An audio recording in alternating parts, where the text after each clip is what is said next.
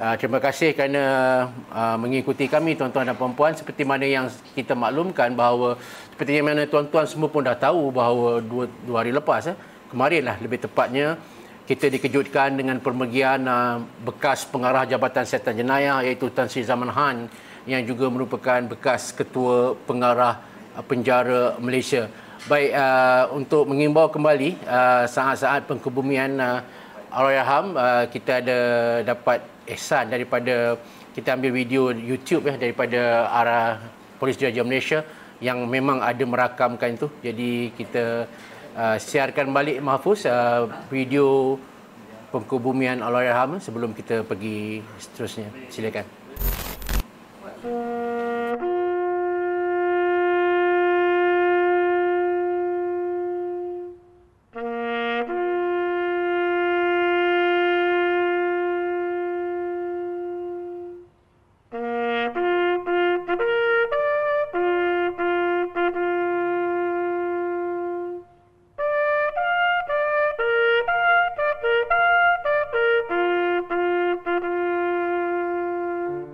Tanggal 11 September 2021. Merakam berita duka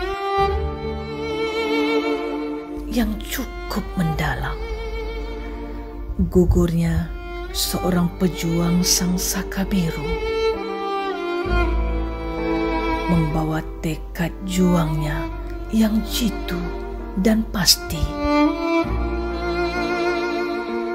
bersemadi tenang menemui ilahi. Sepanjang menjalani persaraan, semangat juangnya sentiasa dalam genggaman, membara memberi buah fikiran, membenih ilham, membentang pandangan, menjadi jati rimbun di dataran demi kecintaan kepada pasukan.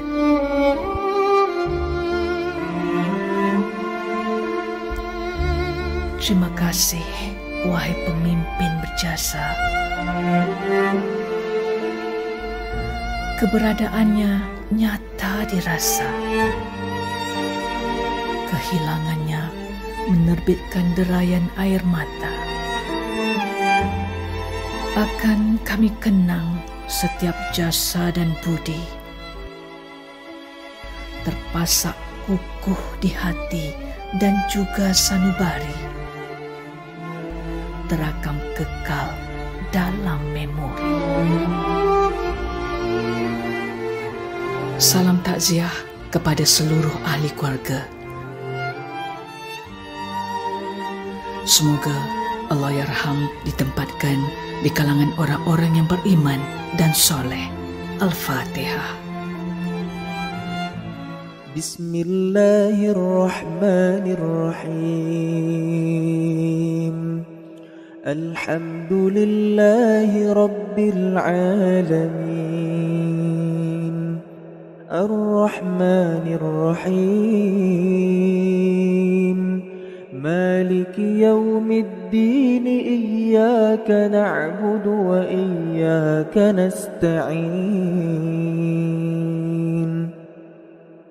اهدنا الصراط المستقيم صراط الذين أنعمت عليهم غير المغضوب عليهم ولا الضالين.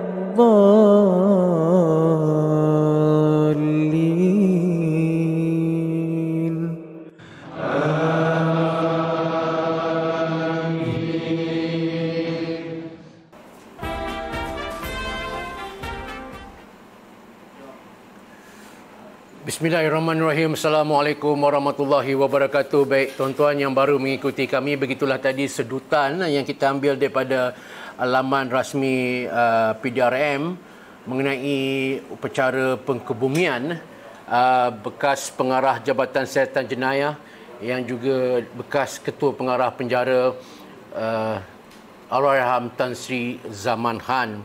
Baik, tuan-tuan dan puan-puan, sebaik saja mengetahui berita pemergian beliau, saya dihubungi oleh Tuan Haji Zainal dan juga warga Garasi yang meminta agar saya berkongsi pengalaman saya bersama Allahyarham.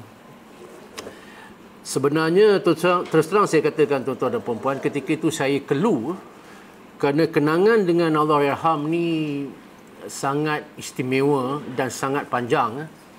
Sebab itu kami mengambil keputusan, ialah saya pun dah di Garasi, petang ini kita dedikasikan slot ini pada anda semua untuk kita mengenang kembali pengalaman saya bersama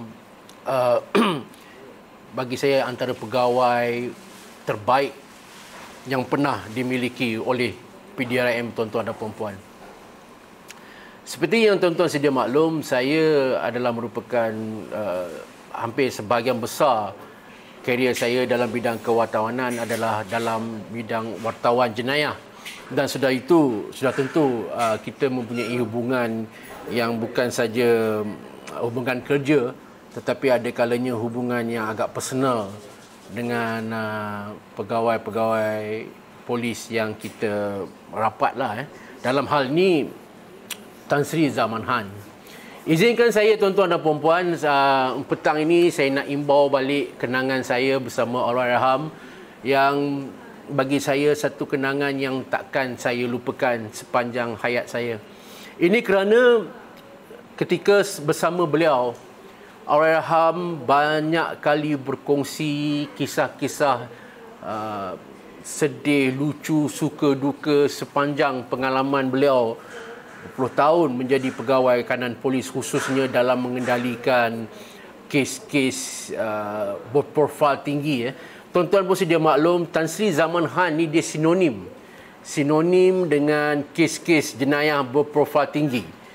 Kerana kalau kita tengok sekitar tahun 70-an, 80-an berlaku pelbagai kisah-kisah yang menggemparkan negara. Kalau saya boleh sebut 2-3 je lah, terlalu banyak. Antaranya kita masih ingat peristiwa tebusan Tentera Merah Jepun atau Japanese Red Army di bangunan AIA Ampang.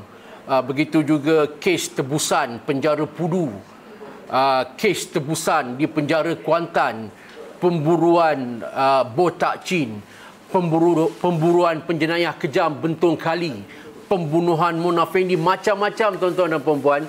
Jadi bayangkan apabila saya bersama dengan Tan Sri Zaman Han, dia akan bercerita macam-macam pengalaman dia.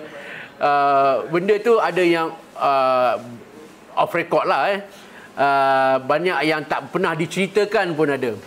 Bahkan walaupun sebenarnya zaman perkhidmatan saya sebagai wartawan jenayah ni tak kena sangat dengan zaman beliau, kerana ketika itu saya masih lagi menuntut, tetapi saya rasa ada kelebihan dia. Kerana saya tahu kalau saya wartawan ketika itu dan Tan Sri masih berkhidmat, dah tentu banyak maklumat saya takkan dapat.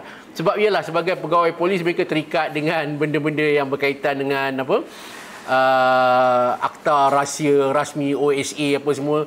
Of course masa servis dia tak banyak lah dia boleh cerita. Jadi saya, walaupun saya pernah satu ketika saya terdetik, alamak mesti best kalau saya jadi wartawan masa Tan Sri berkhidmat. Tapi bila saya fikirkan balik, ada hikmahnya. Saya rasa kalau saya jadi wartawan masa dia jadi pegawai polis, saya mungkin tak dapat sebanyak mana maklumat seperti mana saya dapat maklumat selepas beliau pencen. Itu yang petang ni lah izinkan saya tuan-tuan dan puan-puan dalam tempoh yang 1 jam ini saya nak kongsi sedikit. Kalau saya nak cerita dengan tuan-tuan dan puan-puan 3 hari 3 malam tak habis tuan-tuan dan puan-puan.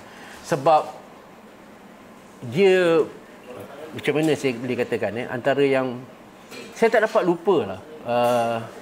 Saya pun tak tahu kenapa beliau begitu excited bila bersama saya. Mungkin sebab dia tahu saya kebetulan juga adalah penulis buku. Dan untuk pengetahuan tuan-tuan dan puan-puan, sebenarnya Tan Sri memang ada menyuarakan hasratnya untuk menulis buku.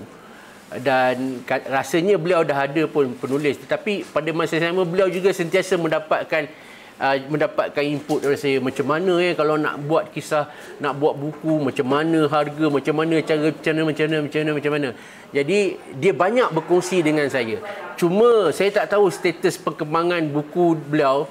kerana arwah pernah beritahu, saya ingat lagi tahun lepas saya bertemu dengan arwah. Saya tanya Tan Sri, macam mana bila nak keluar buku ni? Ini penting Tan Sri untuk tatapan generasi akan datang lah apa semua kan. Tapi dia kata, Syahril, saya ni dah siap dah. Dia kata, saya type sendiri pengalaman saya tu. Tapi komputer saya korup. Apa tu, ada kerosakan komputer saya menyebabkan banyak tulisan-tulisan saya tak dapat nak diselamatkan. Itu kata beliau lah ketika saya mengunjungi beliau di rumahnya di Ampang Jaya. Ampang lah, ya. Ampang, ya. Jadi kalau kita nak start lah tuan-tuan dan puan-puan, ramai petang-petang ni dah 500 lebih ni. Terima kasih kerana bersama Garasi. Jadi tuan-tuan dan puan-puan, hari ini agak sentimental buat saya kerana perasaan saya ketika ini bercampur bau. Kerana saya telah kehilangan seorang yang bukan saya sahaja saya anggap sebagai orang tua saya ataupun sebagai macam ibarat bapa saya, tetapi juga seorang lelaki yang bagi saya seorang pegawai polis yang terbaik pernah saya jumpa sepanjang saya bertugas sebagai wartawan jenayah. Saya ingat saya nak mulakan kisah dengan Tan Sri Zaman ni apabila saya hendak membuat ataupun menulis buku. Saya rasa mungkin ramai yang dah tahu saya juga adalah wartawan yang menghasilkan buku Konfesi Prebet Adam. Kalau tuan-tuan tengok ni, saya bukan nak jual lah petang ni, saya just nak alang-alang kita dah bercakap pasal Tan Sri Zaman Han ni, saya nak kongsilah pengalaman pertama saya bertemu dengan Tan Sri Zaman Han ketika saya hendak menghasilkan buku Konfesi Prebet Adam ni. Okey. Baik, tolak dulu cerita buku ni. Buku Adam ni, sekejap, buku Adam ni mengisahkan, kalau tuan-tuan perasan, pada sekitar tahun 87 macam tu, 86, ada kisah seorang anggota tentera yang mengamuk, yang melepaskan tembakan di Chokit Road hingga mengorbankan orang awam ketika itu.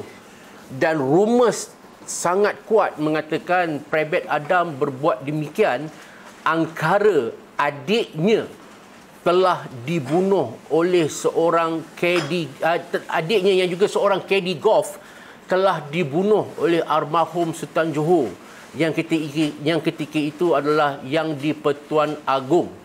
Kononnya, versinya, ketika itu Tuanku Sultan tengah bermain golf. Kemudian adik Prebet Adam ni sudah nampak bola yang dipukul oleh almarhum tak masuk ke dalam lubang. Jadi dia ketawa. Melihat pada kejadian itu, dikatakan tuanku tiba-tiba murka dan menghayunkan kayu golf hingga kena tepat ke kepala adik Allahyarham Prebet Adam hingga menyebabkan adik Allahyarham meninggal dunia di situ. Itu yang trigger Prebet Adam ni untuk mengamuk di Chokit Road dan sebagainya. Jadi peristiwa tu dah lama tuan-tuan dan puan-puan, sehingga sekarang kita pun tak tahu sejauh mana kebenarannya.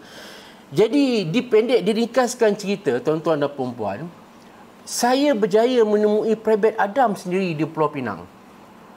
Prebet Adam ni didapati bersalah kerana membunuh tu, tetapi disebabkan keadaan mentalnya yang tidak stabil, mahkamah memerintahkan dia hukuman gantung tu diganti dan dia dimasukkan ke penjara ke pusat ke Hospital Bahagia Tanjung Rambutan untuk dipulihkan kerana mentalnya yang tak stabil ketika itu.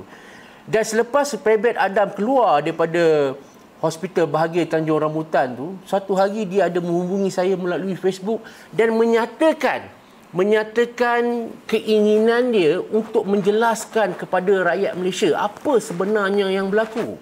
Okey, apa sebenarnya yang berlaku? Which is menurut Prebet Adam, ia tidak, kejadian dia mengamuk tu tak ada mengena langsung yang adik dia ni kena pukul dengan almarhum tuanku. Bahkan the only adik Adam yang meninggal dunia adalah ketika kecil. Satu kejadian lama dah, apabila rumah mereka terlibat dalam kebakaran di Pulau Pinang. Adiknya tu terperangkap dalam rumah yang terbakar. Itulah satu-satunya adiknya yang meninggal. Itu pun kerana kebakaran. So tak ada timbul langsung. Dia ada adik kerja caddy golf ke apa ke. Jadi Adam merasa tertekan. Okey, berpuluh tahun dia kata dia difitnah, keluarganya difitnah. Kononnya dia mengamuk sebab tuanku apa semua. Jadi dia kata dia tak tahu macam mana untuk menerangkan keadaan yang sebenarnya dan memandangkan saya adalah seorang wartawan jenayah. Dia kontak saya melalui Facebook. Dia kata, bang, tolonglah jelaskan perkara yang sebenarnya. Jadi sejujurnya saya pun satu ketika dulu pernah percaya bahawa betul lah benda ni. Walaupun benda tu tak dibuktikan di mahkamah, tetapi at one time saya percaya, kan ya? Jadi saya fikir macam mana saya nak buat cerita pasal Adam ni. Ini kerana kalau saya hanya ambil kenyataan daripada Private Adam per se dia saja, sudah tentu orang akan meragui buku ni. Orang akan mengatakan, ini mesti Adam dah dibelilah. Ataupun Adam ni orang gila, buat apa nak percaya kat dia. Adam ni bekas banduan, buat apa kita nak percaya cakap dia. Jadi, saya rasa kalau setakat nak buat buku, nak cerita pasal Adam saja, tak boleh. Saya kena cari orang-orang yang terlibat ketika itu. Supaya saya nak tengok adakah cerita Private Adam ni selari tak dengan fakta yang ada di tempat kejadian. So daripada situlah saya narrow down, saya buat kajian, saya buat research sampai 2-3 tahun tuan-tuan. Saya berjumpa dengan orang kampung Kak Cokit ketika itu.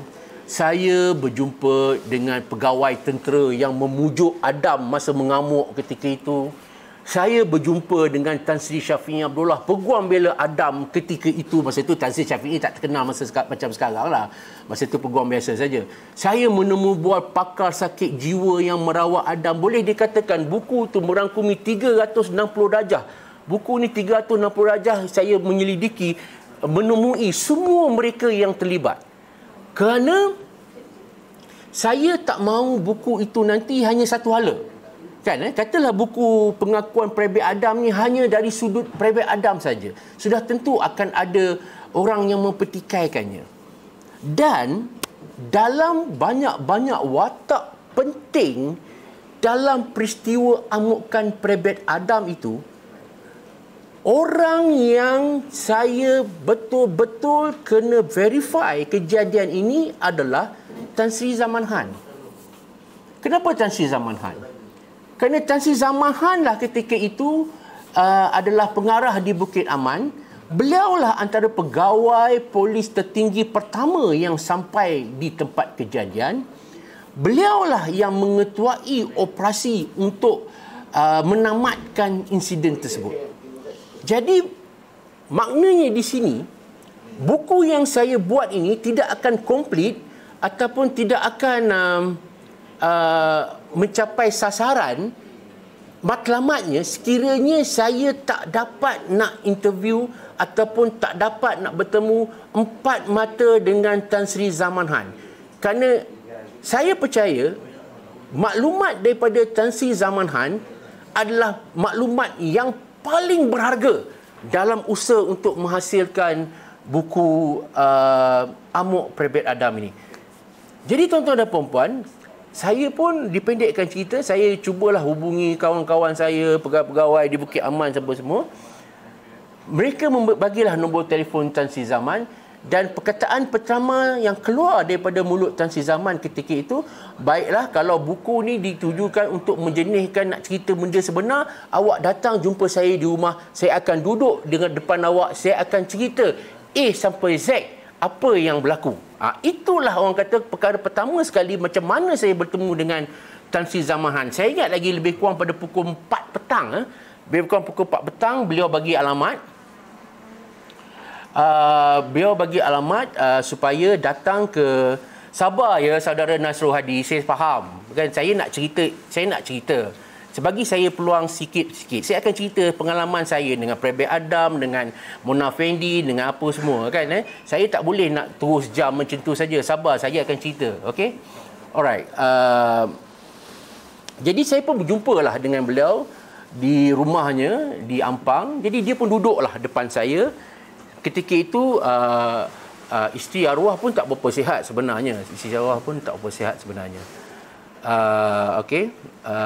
Duduk. Dia pun kata, baik Syahril, tak pernah berpuluh tahun selepas peristiwa Private Adam tu ada orang datang jumpa saya tanya sendiri, betulkah okey, betulkah tuanku yang bunuh adik Adam? Tak pernah, dia kata. Jadi dia pun heran macam mana benda ni boleh berlaku. Saya kata, okey Tan Sri, untuk sekian kalinya Tan Sri cuba cerita pada saya apa yang berlaku dengan peristiwa tersebut.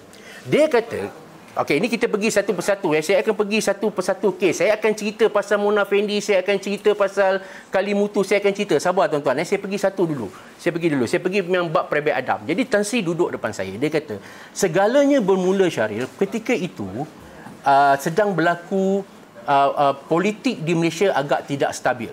Okey? Politik Malaysia agak tidak stabil ketika itu. Ya, terima kasih saudara Nasrul, tak ada apa-apa saja.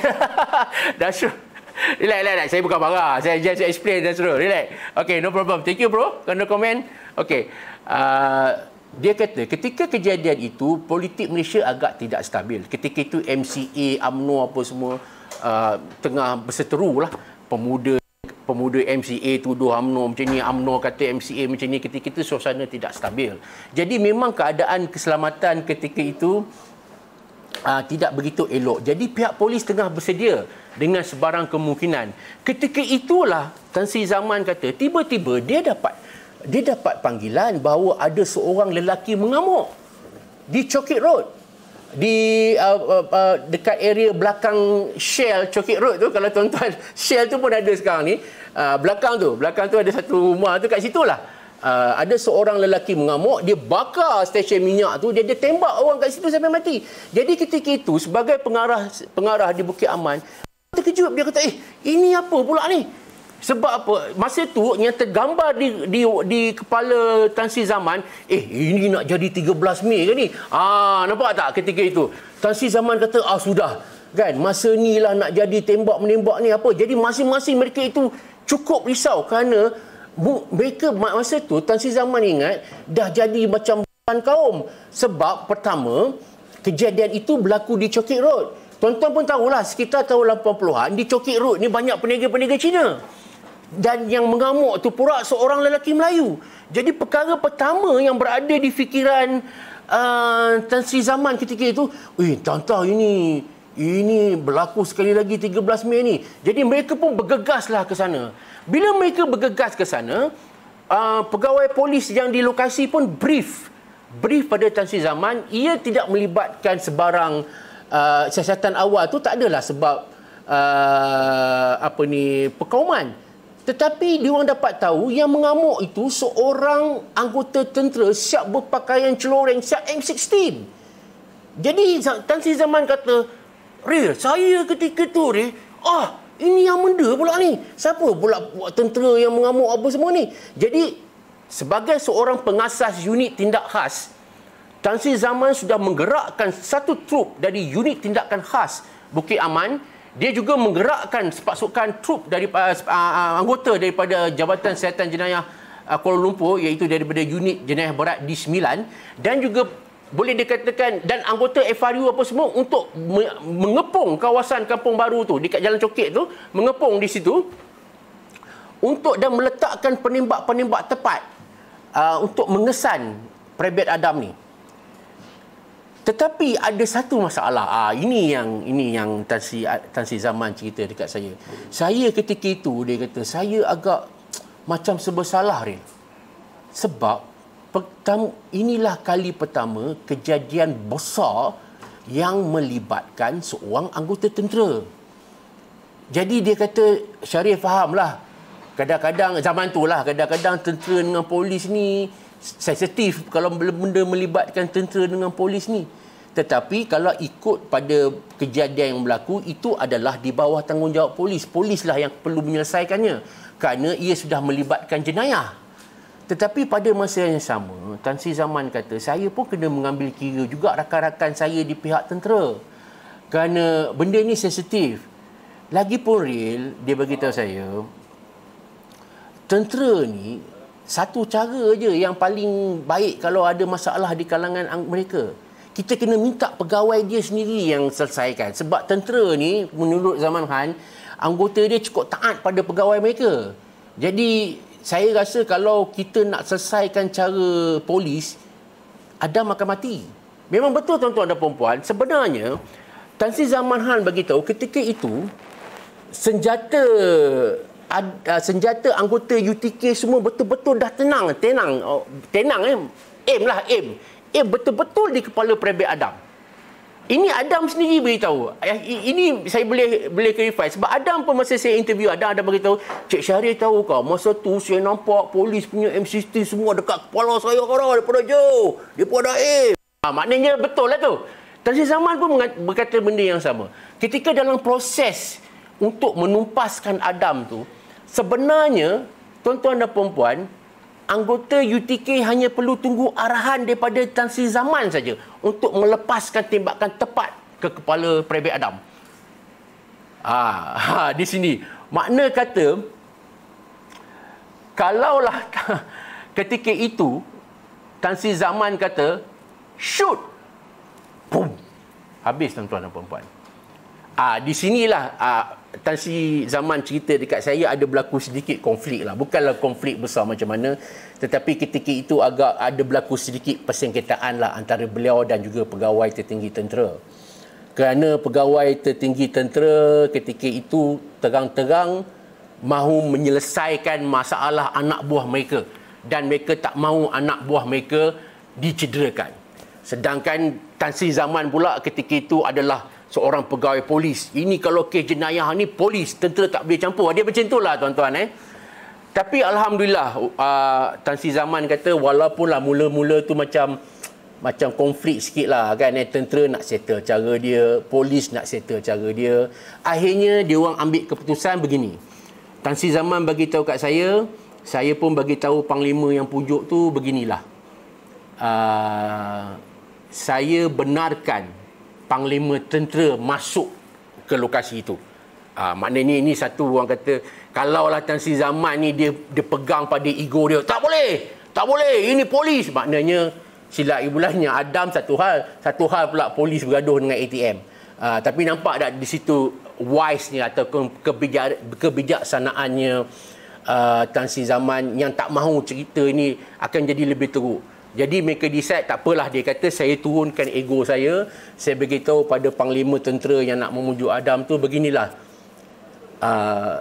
Saya benarkan kamu masuk ke dalam untuk pujuk sendiri anggota kamu supaya keluar.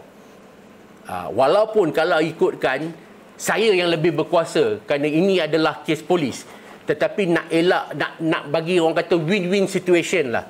Tak apalah, you masuk, you sendiri pujuk Adam dan saya benarkan untuk kamu bawa Adam ni balik sekejap ke Mindef untuk kamu dapatkan maklumat sedikit. Sebab Tan Sri pun faham.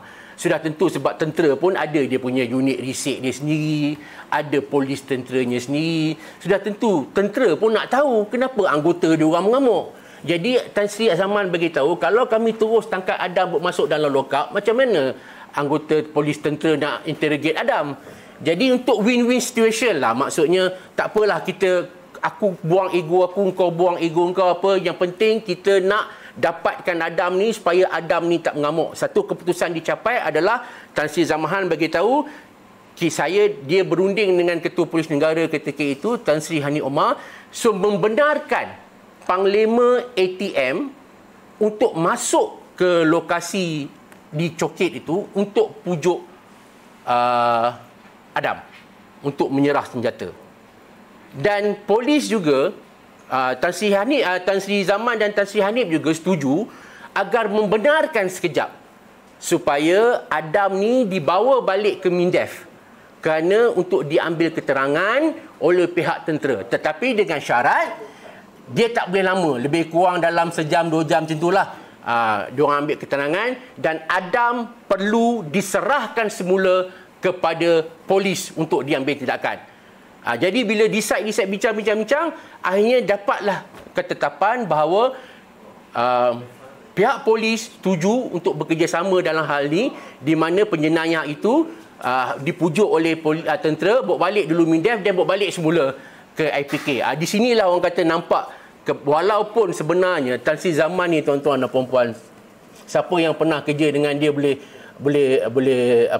tanyalah betapa dia ni garang, tuan-tuan. Dia ni orang kata bukan jenis no nonsense officer lah. Tan Sri Zaman akui sebenarnya Adam bernasib baik. Kalau ikut hati dia ketika itu, beliau dah mengarahkan anggota UTK untuk meletupkan kepala Allahyarham. Ini cerita benar. Ini kerana bagi Tan Sri Zaman, riwayat Adam perlu ditamatkan kerana dia telah membunuh orang awam. Jadi dia juga mempunyai bersenjatakan M16, senjata berat. Kalau dibiarkan begitu saja, dia bimbang Adam akan bertindak dengan lebih dahsyat.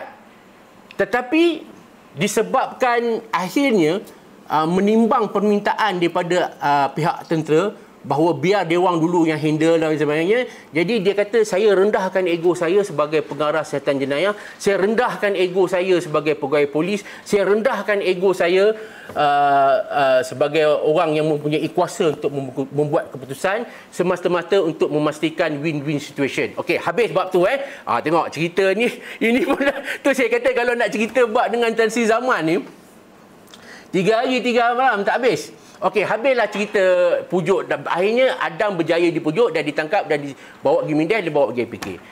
Ini soalannya. Saya tanya, baik Tan Sri, ini kita pergi ke gist of the story. Tan Sri, betulkah adik Adam dibunuh oleh almarhum yang di-Pertuan Agong yang juga Sultan Johor ketika itu? Saya tanya direct. Sebab itulah tujuan saya nak jumpa. Saya kata, Tan Sri, saya akan bawa buku ni, saya akan buat buku ni. Kalau ditakdirkan Istana Johor marah saya, buat report polis, saya perlu ditangkap, tangkaplah. Kan? Kalau katalah saya betul, saya betul lah. Sebab saya rasa saya perlu jelaskan benda ni betul-betul. Dan kalau Tan Sri kata betul, tolong kata betul. Kalau Tan Sri kata tidak, tolong kata tidak. Inilah perkataan pertama yang Tan Sri beritahu, lillahi ta'ala syaril, peristiwa itu tidak ada kena-mengena dengan pembunuhan adik Private Adam. Jadi saya kata, kalau begitu apa masalah sebenarnya? Dia kata apabila mereka bawa balik Adam ke IPK Kuala Lumpur, apabila mereka menjalankan siasatan, barulah terbongkar rupa-rupanya Adam menjadi bangsa buli di luar kewarasan manusia ketika berada di kem tentera. Untuk pengetahuan tuan-tuan dan perempuan, Adam ni dia bukan masuk tentera yang training sampai 6-7 bulan macam rekrut kat Port Dickson tu, tak. Adam ni asalnya adalah anggota macam watani, macam anggota simpanan. Jadi pada satu ketika ATM membuka peluang untuk anggota simpanan ni diserapkan atau dimasukkan ke anggota tetap. Di situlah Adam masuk. Jadi Adam tidak melalui proses, boleh dikatakan tak sama proses Adam masuk tentera ni dengan orang biasa masuk tentera. So kalau orang biasa pun kita tahulah, kalau rekrut tu kan private, nak jadi private tu dia kena 6 bulan kat Port Dickson baru ada. Tapi Adam ni dia kawat seminggu 2 kali, kemudian training sebulan, betul dia serap macam tu je. Jadi dia tak sama culture dia. Jadi Adam tak dapat nak cope benda tu. Adam dia rasa macam dia mengalami kejutan budaya. Dan bila dia masuk ke dalam camp, dia telah dibuli dengan teruk oleh anggota atas, bukan pegawai pun, pakat korporal je. Antaranya beliau dipaksa untuk melakukan seks oral, di mana dia diminta untuk menghisap kemaluan anggota di atas dia. Dia juga kemaluan dia telah dicederakan, kemaluan dia ditarik, disapu dengan kiwi dan sebagainya. Kemudian dia ditampar, diherdik. Jadi ini menjadi satu tekanan mental yang tak dapat dikawal oleh Adam. Dan rupa-rupanya Adam semasa kecil memang mempunyai satu sejarah masalah kesihatan mental. Dia pernah dibuli ketika kecil dan pemeriksaan mendapati memang ada scar ataupun parut di kepalanya kerana dia pernah dipukul ketika dia kecil. Okey, jadi apabila dia tak tahan, dia telah melarikan senapang tu, dia bungkus dalam beg, dia lari ke KL, dia nak pergi jumpa Panglima Angkatan Tentera. Nampak tak mental dia begitu tidak stabil? Seorang prebet yang pangkat paling kecil, dia dah tak tahu nak mengadu kat siapa. Dengan pegawai tak percaya, dengan kawan-kawan tak percaya, dengan ni semua alah biasalah, tentera relax lah apalah. Dia punya berada dalam keadaan yang ketakutan yang teramat sangat. Akhirnya seorang prebet, tuan-tuan, bayangkan nak pergi report pada Panglima Angkatan Tentera. Itu yang dia lari ke Kuala Lumpur tu. Dan ada orang tanya kat saya, macam mana senang-senang Adam berlari naik bawa M16 dalam beg? Tuan-tuan dan puan-puan, Adam ni merupakan seorang penembak tepat. Dan dia sedang menjalani latihan untuk menyertai satu pertandingan menembak. Jadi, pergerakan dia langsung tidak disyaki oleh pengawal di depan. Sebab dia 20 boleh katakan hampir setiap hari dia bermain dengan senapang. Kerja dia lepas kawat pergi lapang sasar, lepas kawat pergi padang sasar. So pengawal tak ada langsung. Sipan rasa shock, dia ni ada something. Sekejap tuan-tuan. Itu yang dia pergi tu. Jadi apabila dia pergi ke Mindef, tuan-tuan bayangkan manalah seorang prebet nak boleh jumpa dengan Panglima Angkatan Tentera. Jadi dia dinafikan hak dia untuk masuk ke dalam. Bila dia dinafikan hak dia masuk ke dalam, itu yang menyebabkan beliau rasa tertekan yang amat sangat. Sebab bagi dia dah tak guna patah balik. Kalau dia patah balik, dia tahu tentera akan mengenakan hukuman yang lebih keras kerana lari daripada tugas. Kalau dia serah diri, dia tahu dia akan ditangkap dan dikenakan hukuman. Jadi beliau tertekan. Akhirnya dalam tekanan yang melampau itu, tiba-tiba dia nampak ada 2 orang lelaki sedang berjalan kepada dia. Masa itu kat Coket. Dia ingat 2 orang lelaki itu polis. Jadi dia pun terus mengeluarkan senapang dan Adam kata dia bukan tembak, dia lepaskan tembakan amaran tuju ke bawah, bukan ke arah orang itu. Tetapi malangnya salah satu peluru tu ricochet ataupun orang kata melantun dan kena pada orang awam, itu menyebabkan orang awam tu mati. Itu menyebabkan dia lebih takut. Itu dia terperangkap. Itu akhirnya membuatkan alang-alang dia dah jadi begitu, dia mengamuk terus. Jadi, kalau bercakap pasal amukan prebet Adam ni, saya boleh katakan Tan Sri Zaman Han lah sebenarnya yang berjaya menyelamatkan nyawa Adam daripada dimamah peluru unit tindakan khas. Kerana ketika itu semua senapang, semua peluru, semua dah tuju betul-betul di kepala Adam. Hanya menunggu arahan Tan Sri Zaman Han saja. Tapi Tan Sri kata sebabkan dia tak mahu nanti keputusannya nanti akan mengerohkan hubungan antara 2 pasukan beruniform terbesar di Malaysia. Hanya disebabkan Adam, polis dengan tentera pula bergaduh. Itu yang menyebabkan dia rendahkan ego dia. Dia kata tak apalah, kita win-win situation. You all masuk dulu, buat keluar Adam, tapi syarat Adam serahkan balik pada kami. Habis cerita itu. Baik. Ini pun baru satu kes. Banyak saya nak kes. Okey, ramai. Lagi satu cerita Mona Fendi. Ni Mona Fendi pun menarik. Saya duduk dengan Tan Sri Zaman. Saya ternampak kaki dia. Kaki Tan Sri Zaman ni macam bengkak. Dan ada plaster dekat kaki dia. Ada satu gambar tak, Sony ke Mahfuz? Ada gambar saya. Ada gambar kejap kita tunjuk. Saya masa tu minum kopi, saya duduk di bawah. Yalah, saya hormat dia kan, saya anggap dia sebagai mentor saya. Kita buat satu gambar saya dengan Tan Sri Zaman tengah minum kopi. Cuba tengok, ada tak? Ada sekejap tuan-tuan Aduh. Weh, lama pula dah. Sekejap, Mahfuz dengan Sony tengah cari gambar. Mana? Dah masuk? Saya tak nampak lagi. Okey. Nampak tak? Saya tengah duduk minum kopi, Tan Sri Zaman duduk kat atas. Okey. Masa tu saya nampak kaki Tan Sri Zaman. Tu dia. Kalau tuan-tuan perasan ada plaster di kaki Tan Sri Zaman Han. Jadi saya pun kata kat Tan Sri, what happened to your leg? Dia kata kan. Dia kata biasalah. Orang tua, dia kata kan. Tapi saya macam, there must be something lah, Tan Sri. You have to reveal to me lah, bos. Dia pun kata kat saya, Ril, sebenarnya yang saya kaki ni, biasalah saya ni ada buah pinggang lah, kecil manis lah, apalah. Tapi sebenarnya dia kata ada cerita menarik pasal kaki saya ni. Cerita pasal apa?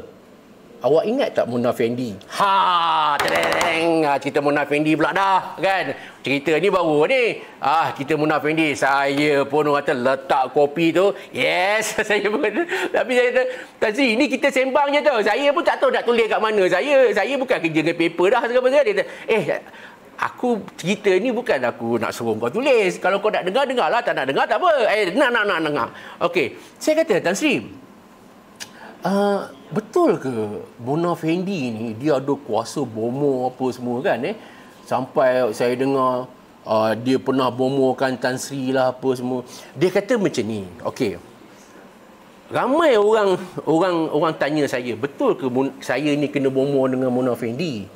Dia kata sebenarnya benda ni tak dapat nak explain, tetapi ada satu kejadian. Dia kata masa mereka sedang menyiasat kes Mona Fendi tu, ada satu kes yang diorang dapat tentang penemuan tengkorak. Penemuan tengkorak tu bukan di Uludong tempat Mona Fendi bunuh Datuk Mazlan tu, tapi tak silap di Selangor. Yang dipercayai ada related, ada kaitan dengan kes Mona Fendi. Katanya pembunuhan itu pun dilakukan oleh orang yang sama. Jadi dia pun pergilah ke situ, pergi ke satu rumah kosong. Bila pergi ke rumah kosong, siasat,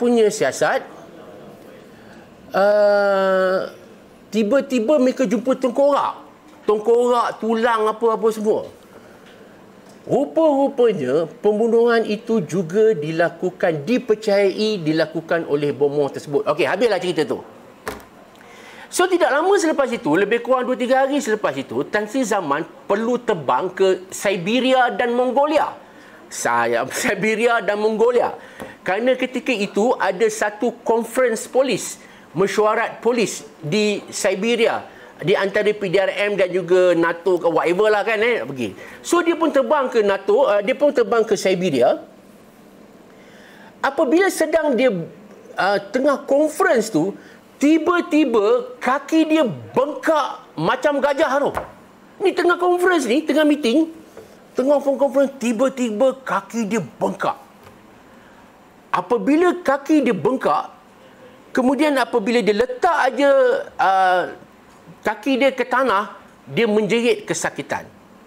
Masa tu isteri dia, Puan Sri Rosnah, tak silap nama Puan Sri Rosnah lah, masih ada duduk dengan itu. Jadi Puan Sri pun percaya, dia kata, bang, saya rasa kamu dah kena dengan Mona Fendi. Jadi diorang buat call, buat panggilan telefon. Rupa-rupanya pemandu peribadi Tan Sri Zaman yang sama-sama pergi cek tengkorak dengan tulang-tulang kat rumah tu, dia pun jatuh sakit yang keterlaluan. Dia langsung, kalau Tan Sri Zaman hanya ada sakit di kaki, yang driver dia ni terus tak boleh bangun, terus demam, bla bla bla bla bla semua. Jadi Puan Sri ada mengatakan pada Tan Sri, macam ni lah bang, kita kontak lah mana-mana bawang ke bomoh ke apa yang boleh menyelesaikan. Ini masalah mistik ni, masalah mistik. Tapi Tan Sri Zaman kata, saya tak percaya. Saya tak percaya benda ni. Saya kata, betul lah Mona Fendi tu bomoh, tapi takkan kita kena mangsa bomoh. Baik. Jadi dia tak percaya. Nak dijadikan cerita, kerana kesakitan yang keterlaluan tu, Tan Sri Zaman pun minta excuse untuk balik semula ke Kuala Lumpur. Tengah-tengah perjalanan, maksudnya tengah jalan ni bukan kat udara, mungkin kat Bangkok ke apa kan, dia nak kata bang. Tiba-tiba kaki dia tu, bila kata nak balik berubat tu, tiba-tiba kaki dia mengecut, baik semua. Macam tak ada apa-apa. Zaman kata, it's a very miracle lah. Bila dia kata saya nak balik berubat lah, dandan sakit dia hilang. Tiba-tiba dia boleh berjalan apa semua, tetapi bila dia sampai ke Kuala Lumpur, dia punya driver tetap masuk hospital kerana mendapat sakit misteri lah. Itu yang dia kata, kalau orang kata saya kena buat dengan Mona Fendi ni, dia kata sebenarnya saya tak adalah percaya sangat. Tetapi adalah satu kejadian tu. Itulah di Siberia, tiba-tiba kaki dia membengkak selepas melawat satu tempat penyiasatan yang melibatkan Mona. Kemudian saya tanya, Tan Sri, macam mana Tan Sri boleh membuatkan Mona Fendi tiba-tiba mengaku dialah yang melakukan pembunuhan tu. Dia kata, Ril, saya nak share dengan awak satu rahsia. Macam mana saya, bukannya saya ada kuasa hukum. Dia cerita dia macam ni, tuan-tuan. Tan Sri Zaman ni, arwah ni, ramai orang kata dia ada kuasa magic. Ramai orang kata dia ni berguru dengan Tok Bomoh lah, ada simpan ilmu sakti lah, apalah. Sampai orang tak mengaku, bila tengok boleh mengaku apa semua. Tan Sri Zaman Han, bila saya tanya benda tu, dia gelak, tuan-tuan. Dia kata, kalaulah saya boleh bercerita dengan seorang-seorang kat Malaysia ni, sebenarnya saya tak ada kuasa-kuasa psikik untuk kat Bomoh ke apa ke. Kalau saya kata satu benda, awak percaya tak? Saya kata, apa dia, Tan Sri? Ini memang luck saya lah. Memang kebetulan dan memang rezeki saya. Saya berjaya menyelesaikan banyak kes-kes besar, profil tinggi ni dengan secara kebetulan. Saya kata, mana boleh, Tan Sri? Mana ada benda semua coincident? Betul, Ril. Saya ni betul-betul luck lah, dia kata. Saya banyak kejadian yang kes jenayah saya siasat ni sebenarnya dapat diselesaikan secara kebetulan je. Saya ambil contoh Mona Fendi, dia kata. Memang Mona Fendi ni masa ditangkap, dia tak mengaku sampai ke sudah, tuan-tuan, yang dialah yang membunuh yang membunuh Datuk Mazlan ni. Jadi yang boleh pecah rahsia tu, Tan Sri kata, saya masa tu pergi jumpa personal. Saya jumpa dia, kecik Kelantan lah. Tan Zaman ni orang Kelantan. Saya jumpa dia. Jumpa dia depan. Jandan cakap Kelantan lah. Dia kata, Mona, sanggup kamu sebab masa tu Tan Sri guna pendekatan psikologi. Sebab Tan Sri kata dia dapat maklumat Mona lepas dia bunuh Datuk Mazlan tu, Mona dia sudah cabut cincin Datuk Mazlan tu. Dia cabut cincin Datuk Mazlan pernah bagi satu cincin, Datuk Mazlan pernah bagi satu cincin pada Mona. Okey. Jadi selepas dia bunuh Datuk Mazlan, Mona sudah bagi cincin ni pada seorang sahabat dia. Itu maklumat siasatan yang D9 dapat. Jadi bila maklumat tu sampai kepada Tan Sri Zaman, jadi Tan Sri Zaman kata, mu tunggu kejap, aku nak guna, nak pusing benda ni, mu siap mu. Aku tanya baik-baik, mu tak jawab. Jadi Tan Sri Zaman kata, Mona, dia kata, sampai hati kamu Mona kata, sampai hati apa, Tan Sri? Apa saya buat? Saya tak buat apa-apa pun. Bukan saya bunuh apa semua. Tak, aku bukan kata kamu bunuh dia. Tapi sampai hati cincin yang Tan Sri, yang Datuk Mazlan bagi kat kamu tu sebagai tanda dia percaya kat kamu tu, sanggup kamu bagi cincin tu kat orang lain Tan Sri Zaman sudah twist kat situ. Bila dia twist kat situ, tak semena-mena Mona Fendi menangis terisak-risak. Mengatakan, macam mana Tan Sri tahu cincin tu Datuk Mazlan bagi kat saya? Jadi macam mana Tan Sri tahu Datuk Mazlan bagi cincin tu kat saya? Jadi Tan Sri berkata, Tok Sah ni lawak kan, kita tahu maklumat tu. Tapi nak kata kat sini, kita kalau dapat barang orang bagi tu, tanda orang sayang kat kita. Yang kita pergi bagi kat orang lain tu buat apa? Bagaimana macam tu. Jadi bila ayat tu keluar pada Tan Sri Zaman, Mona Fendi akhirnya mengaku. Okeylah Tan Sri, lebih kurang macam tu lah kot. Memang betul saya yang bunuh. Itu yang kata kebetulan tu. Itu yang ramai orang ingat saya ni ada kuasa sakti lah, saya bagi penampar kiri kanan. Tak ada. Dia kata Mona Fendi tu saya tak sentuh pun. Kan, cuma saya guna psikologi. Saya twist kat situ. Itu Mona Fendi. Now kita masuk cerita diam tak diam ni. Kita masuk pula cerita Bentong Kali. Ini satu hari tu saya pergi ke rumah Tan Sri Zaman. Sebab saya nak jemput dia untuk satu program lah. Kami buat program HIV AIDS. Sebab Tan Sri Zaman ni lepas dia pencen daripada polis, dia banyak terlibat dalam NGO, antaranya di Majlis Malaysia. Jadi dia beritahu saya, ambil dia lah kat rumah. Saya kata, okeylah, tapi sebelum nak ambil tu, kita sembang-sembang dulu Tan Sri. Sebab saya ni memang suka sembang dengan dia. Saya pun tak tahu kenapa dia suka sembang dengan saya. Kami akan sembang ni, tuan-tuan. Kadang-kadang saya nak segan. Sebab apa? Kita pun segan lah, takut ganggu privasi dia apa kan. Tapi selalunya kalau saya pergi rumah dia kat Ampang tu, dia seorang je. Mungkin anak dia kat dalam ke, isteri dia kat atas ke, saya pun tak tahu. Walau selalu kami dua orang. So dengan hanya teh segelar ni, sebut teh, saya pun ada teh, minum teh. Dengan teh ni kami akan cerita banyak perkara. Kemudian dia tunjuk satu benda. Ril, kamu nampak tak depan tu, kawasan depan rumah saya tu? Kenapa Tan Sri? Tahu tak, saya pernah berkubu kat situ. Berkubu sebab apa? Sebab pentung kali datang nak tembak saya. Iya ke? Macam mana cerita dia? Ini satu cerita epik Kalau tuan-tuan pergi kat Google apa semua, tuan-tuan akan mungkin pernah jumpa satu kisah, iaitu penjenayah terkenal iaitu P. Kalimutu ataupun lebih dikenali sebagai Bentong Kali. Okey? Jadi disebabkan Bentong Kali ini terlibat dalam banyak pembunuhan kejam, jadi satu operasi pemburuan telah dilancarkan untuk memburu Bentong Kali ini. Jadi buru tak dapat, sehinggalah satu hari Tan Sri Zaman Han kata beliau dapat info bahawa Bentong Kali sedang bersembunyi di sebuah rumah 2 tingkat belakang Victoria Station kat Medan Damansara tu, dekat Jalan Johor. Di Bukit Damansara tu ada satu stesen minyak Esso. Sekarang tak tahu ada lagi ke tak stesen Jalan Johor tu. Belakang tu ada rumah teres, dan diorang dah dapat tahu bahawa Bentong Kali dipercayai sedang bersembunyi dalam tu. Tetapi diorang tak dapat maklumat tu 100%. Jadi diorang letakkan anggota-anggota, tu gambar tu Bentong Kali tu, tu gambar mayat Bentong Kali tu. So diorang dah letak anggota-anggota dekat situ, termasuk sniper UTK apa semua. Tetapi diorang tengah duk fikir macam mana nak bagi Bentong Kali ni dia macam apa, bagi dia lalai leka sikit. Sebab Bentong Kali ni dia sangat orang kata licik.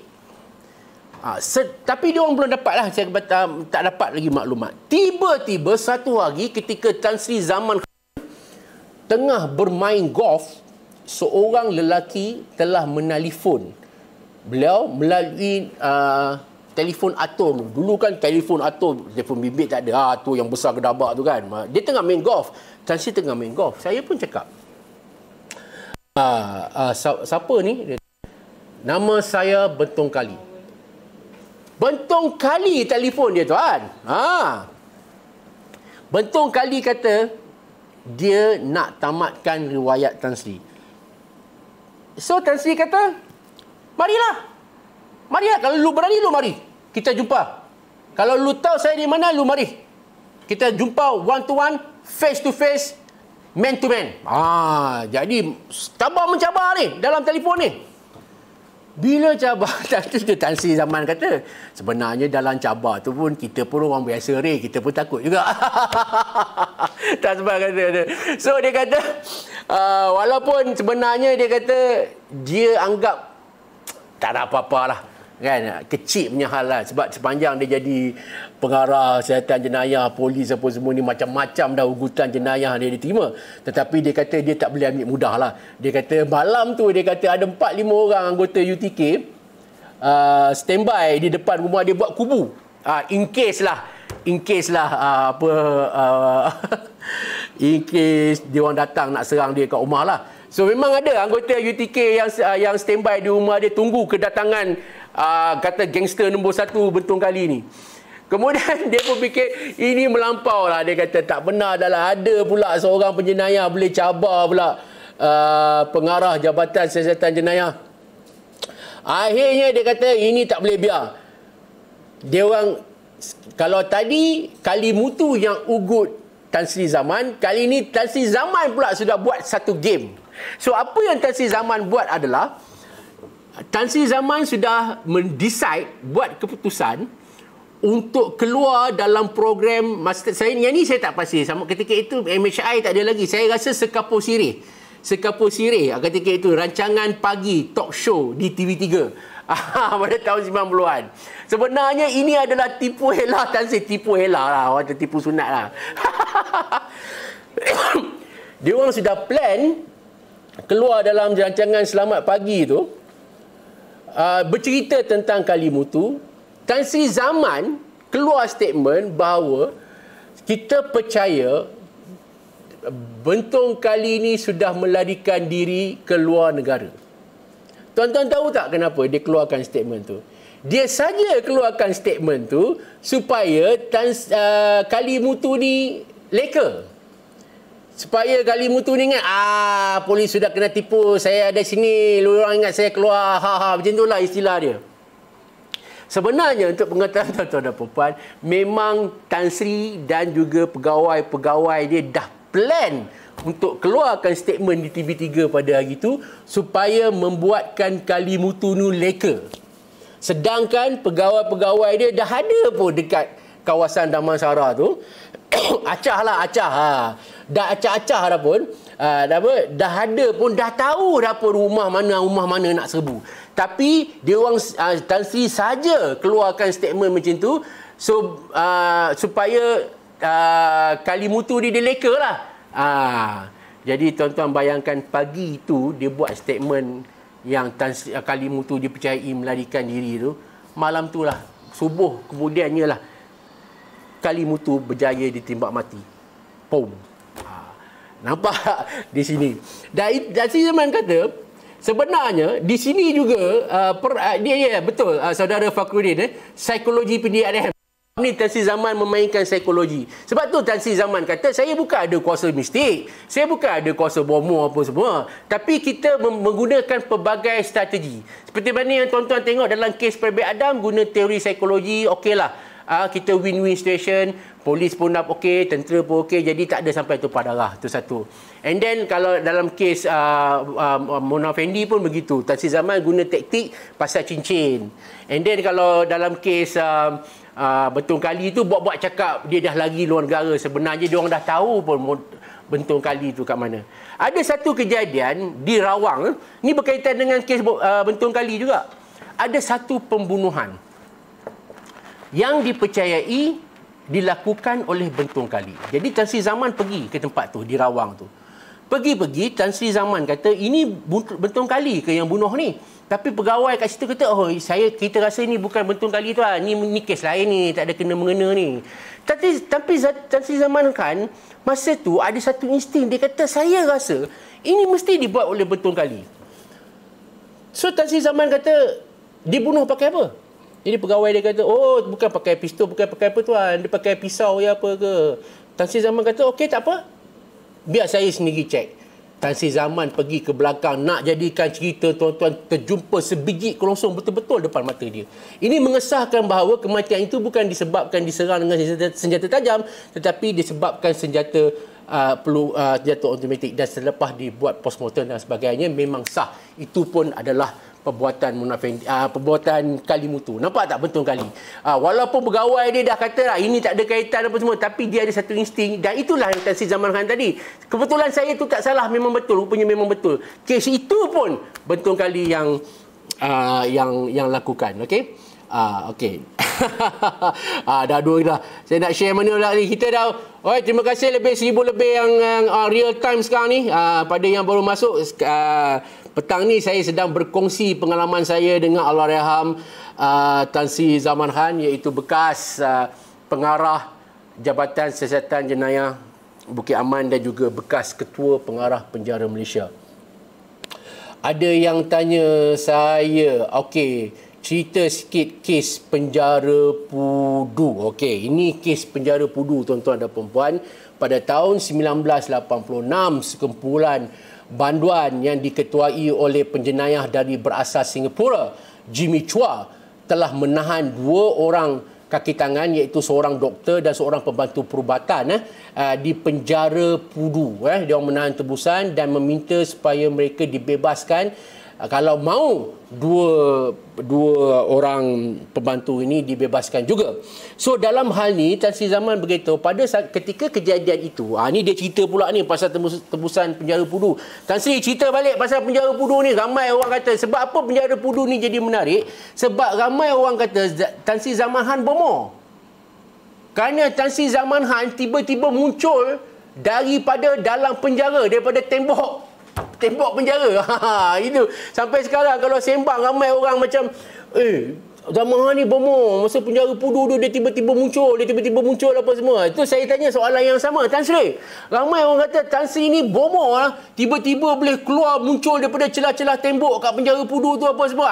Okey. Tuan-tuan, untuk sekian kalinya saya nak cerita apa sebenarnya. Ini yang keluar daripada mulut Allahyarham lah. Ini apa pada saudara Ahmad Munaim, Abang Syekir cerita kes perbicaraan saya dah cerita dah awal tadi. Alright. Okey, alright, saya nak sentuh sikit pasal penjara Pudu je. Jadi Tan Sri Zaman cerita peristiwa penjara ni, penjara Pudu ni bermula satu malam tu. Dia kata dia telah diminta ke rumah Tan Sri Hani Omar. Tan Sri Hani Omar ketika itu adalah pegawai dia dah, itu ketua polis negara. Dia pun pergilah. Bila dia sampai kat rumah Tan Sri Hani Omar, ramai orang dekat rumah tu. Dia ingat Tan Sri Hani Omar buat doa selamat. So dia pun pergi, Tan Sri ada doa selamat lah, lebih kurang macam tu lah apa. Lepas tu Tan Sri kata, doa selamat apa? Dia kata ada satu kejadian tebusan. Ada satu kejadian tebusan di penjara Pudu. Kamu Zaman, kamu buatlah yang terbaik dengan syarat tidak menumpahkan darah. Sudah. Macam mana? Ini satu cabaran sangat hebat. Tan Sri Zaman cerita kat saya macam mana, kenapa arahan macam ni keluar, kes-kes macam ni kita tak patut biar, patut kita tembak bunuh aja. Sebab ini menyebabkan nyawa apa semua. Tapi rupa-rupanya Tan Sri Hani Omar beritahu dekat Zaman, kes ni agak sensitif kerana yang ditahan itu orang Melayu. 2 orang tebusan tu orang Melayu. Yang menahan, yang mencolek pula Cina. Sampai berbelas orang. Bayangkan kalau kita bunuh pencolek itu, akan ada yang mengatakan kita ni resis ataupun kita cuba mencetuskan perbalahan, bunuh orang Cina apa semua. Sampai ke peringkat itu, tuan-tuan, polis begitu orang kata sincere, begitu risau kan, takutlah apa implikasi yang timbul sekiranya mereka mengambil keputusan untuk menembak mati ke semua pencolek di penjara Pudu itu. So plan-plan macam mana nak buat untuk membebaskan tebusan tu tanpa melibatkan pertumpahan darah. Antara idea yang dikemukakan adalah memasukkan ubat tidur dalam makanan untuk diberikan kepada pencolek-pencolek ataupun banduan-banduan di penjara Pudu tu. Itu antara cadangan awal. Tetapi yang mereka risau, yang polis risau, pencolek pun pandai, banduan ni pandai. Sebelum dia orang makan, dia akan suruh hostage tu makan dulu, baru dia orang makan kan. Jadi benda-benda ni semua akan menimbulkan satu benda yang susah macam mana. Akhirnya Tan Sri Zaman Han came out dengan idea, why not kita gunakan rotan. Tuan-tuan bayangkan, nak menyelamatkan tebusan dalam suasana yang cukup high profile itu, hanya menggunakan rotan. So macam mana nak buat? So hampir hari-hari anggota unit tindakan khas diberikan rotan dan training dekat Bukit Aman tu, cara nak buat serbuan pakai rotan. Akhirnya tibalah, dipendekkan cerita, tibalah masa yang dikatakan itu, berlakulah serbuan dan berjaya. Serbuan tu berjaya, dia orang pakai rotan je. Dia memang berjaya. Dia orang berjaya menyelamatkan tebusan. Ketika itulah wartawan yang ramai kat luar beratus-ratus tu, sepanjang peristiwa itu kelibat Tan Sri Zaman Han tak nampak. Tiba-tiba ketika peristiwa tu selesai, tiba-tiba Tan Sri Zaman Han keluar, keluar daripada penjara. Jadi wartawan juga gambar semua terkejut. Mana pula orang tua dia tiba-tiba muncul ni? Itu yang timbul. Kalau dulu ada Google kalau apa, hancur lah kan. Nasib baik lah dulu tak ada lagi Google, WhatsApp apa semua tu. Itu yang timbul apa ni, lag kan kita? Itu yang timbul dakwaan kononnya Tan Sri Zaman Khan ada bomo lah, boleh timbul celah-celah penjara lah apa. Sebenarnya tuan-tuan dan puan-puan, Tan Sri Zaman beritahu saya, sebenarnya real, saya ni dah lama dah masuk penjara tu. Masa kejadian penculikan tu, saya masuk naik kereta official car Ketua Polis Negara Tan Sri Hani Omar yang tinted lah, yang cermin tinted. Saya dah masuk lama dah dalam penjara tu, tak keluar-keluar. Sebab saya plan dengan ketua pengarah ketika itu, Allahyarham Datuk Amran tak silap saya. Kita dah plan dalam tu, jadi kita tak keluar. Jadi apabila kes tu selesai, baru saya keluar. Bila saya keluar, tiba-tiba fotografer, wartawan semua beratus depan pintu. Itu yang diorang heran. Macam mana saya yang tak pernah dilihat masuk tiba-tiba berada dari dalam? Sebenarnya saya dah masuk lama dah. Dia ceritakan saya dah masuk dah rel, saya dah masuk guna staff car. Masa awal-awal kejadian tu, tapi saya tak keluar-keluar. Itu yang bila orang saya keluar jenuh kata saya bomoh lah apalah semua tu. Baik tuan-tuan dan puan-puan, saya rasa dah dekat sejam suku dah saya bercerita pengalaman dengan Tan Sri Zaman ni. Sebenarnya banyak lagi saya nak cerita, tetapi tak apalah. Untuk permulaan ni, terima kasih pada lebih 1000 yang real time ni. Saya dah cerita tentang pengalaman saya dengan Tan Sri, penjara Pudu, dengan Mona Fendi, dengan Kalimutu, dengan Prabir Adam. InsyaAllah kita akan buat satu sesi lagi lah. Kalau nak cerita ni, terus-terang saya cakap 3-4 hari pun tak habis. Anyway, terima kasih tuan-tuan dan puan-puan kerana sudi bersama saya. InsyaAllah kalau ada masa kita sambung lagi. Terima kasih. Dalam kesempatan ini saya ingin mengucapkan takziah kepada keluarga Allahyarham Tan Sri Zaman Khan yang juga saya anggap sebagai salah seorang pegawai terbaik yang pernah dilahirkan oleh PDRM.